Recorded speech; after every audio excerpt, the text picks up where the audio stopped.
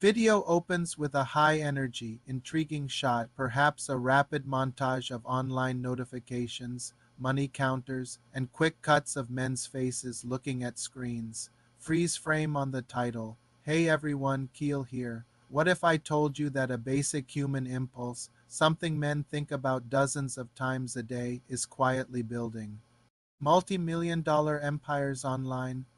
We're talking about a $30 million market, and it's all fueled by men's lust. But it's probably not what you think. Stick around because this story isn't just about numbers. It's about a lonely programmer, a surprise visit, and how it all led to an online goldmine that changed everything. It all started with a guy named Alex. Alex was brilliant. He could code like he was breathing, but when it came to talking to people, especially women, he'd just freeze. He spent his nights coding, surrounded by empty takeout boxes, feeling like he was invisible. His only real connection was online, scrolling through endless profiles, feeling more and more isolated. He craved connection. But the digital world just seemed to amplify his loneliness. He wasn't looking for anything shallow. He was looking for a spark, a genuine human moment. He just didn't know how to find it. One rainy Tuesday, his grandmother, Elena, showed up at his door unannounced, holding a giant pot of her famous soup. She took one look at his apartment, at the tired look in his eyes, and knew something was wrong. Alex, usually so reserved, just broke down. He told her everything about the crushing loneliness, the feeling of being unseen, the failed attempts at online dating. He felt like he was failing at one of the most fundamental parts of being human.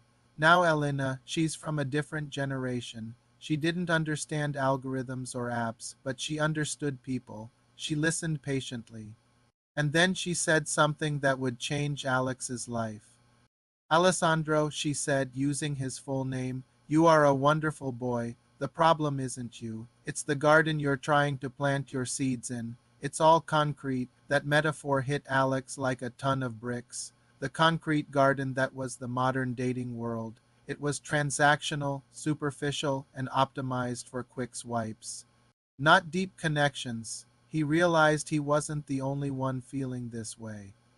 Millions of men were out there, just like him, looking for something real but getting lost in the noise. They weren't just driven by lust in a primal sense. They were driven by a lust for life, for connection, for being truly seen by someone. And that's when the light bulb went off. What if he could use his skills to build a different kind of garden? A place online that wasn't about swiping left or right, but about sharing stories, interests, and real personality.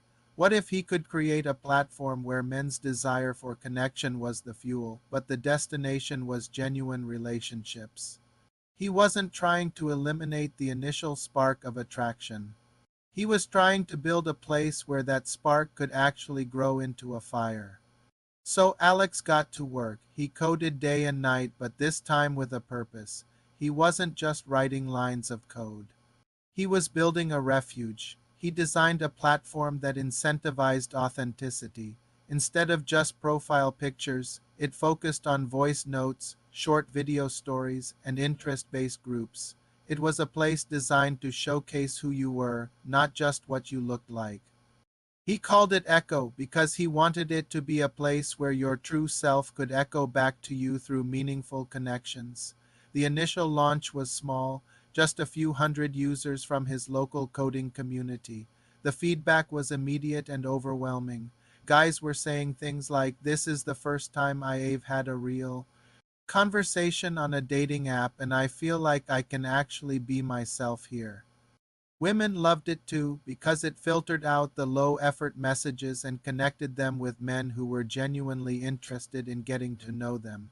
This is where the online goldmine part comes in. The platform grew fast. Word of mouth was explosive. It turned out that the lust for genuine connection was a massively underserved market. While other apps were fighting over the same superficial mechanics, Alex had tapped into a deeper, more powerful human need.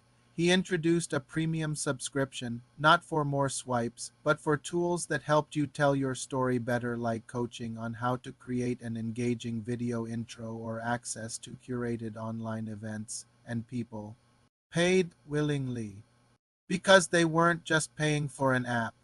They were investing in their own happiness. They were paying for a better chance at finding that spark Alex was so desperately searching for. Within 2 years, Echo had millions of users. The valuation. It shot past $30 million.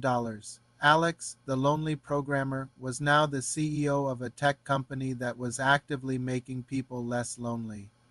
He bought his grandmother a beautiful house with a real garden, and they'd sit there on weekends. She never fully understood the tech, but she understood the results. See, Alessandro, she'd say, you just needed to find the right soil. You built a beautiful garden for so many people. Alex's story is incredible because it flips the script. It shows that the powerful drive that we often simplify as Meny's lust is so much more complex. It's a desire for validation, for partnership, for a story to share with someone. And when you build a business that honors that depth instead of just exploiting the surface level impulse, you don't just build a product. You start a movement. You create an online goldmine built on the most valuable currency of all, genuine human connection. So what do you think?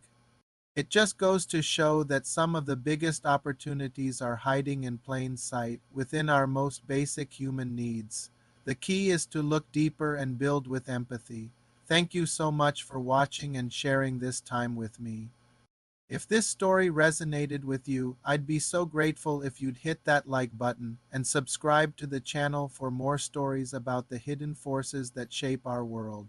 Drop a comment below. Have you ever felt like you were trying to plant a garden on concrete? I'd love to hear your story. Until next time, take care.